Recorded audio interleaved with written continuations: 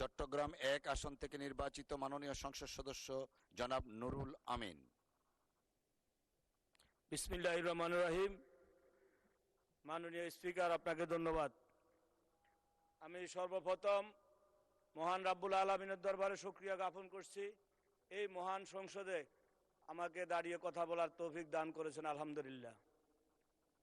আমি গভীরভাবে কৃতজ্ঞতা প্রকাশ করছি গণপ্রজাতন্ত্রী বাংলাদেশ সরকারের মাননীয় প্রধানমন্ত্রী আমাকে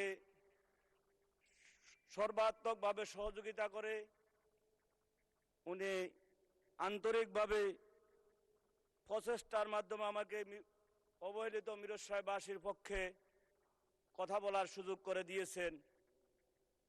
আমি একই সাথে প্রিয় মিরসরাইবাসীর প্রতি কৃতজ্ঞতা জানাচ্ছি, আমাকে মহান সংসদে তাদের প্রতিনিধি হিসাবে তাদের পবিত্র আমানত ভোট দিয়ে আমাকে এই সংসদে পাঠিয়েছেন। আমি মিরসরাইবাসীর প্রতি কৃতজ্ঞতা জানাচ্ছি। আমি আমার সংসদীয় এলাকা চট্টগ্রাম 1 মিরসরাই ভৌগোলিক কারণে অত্যন্ত গুরুত্বপূর্ণ উপজেলা।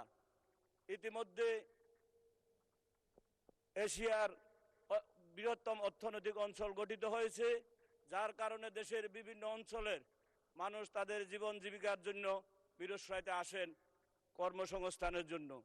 কিন্তু দুঃখের বিষয়, এই আমার মিরসরাইতে এখন প্রায় 12-14 লক্ষ মানুষের বসবাস।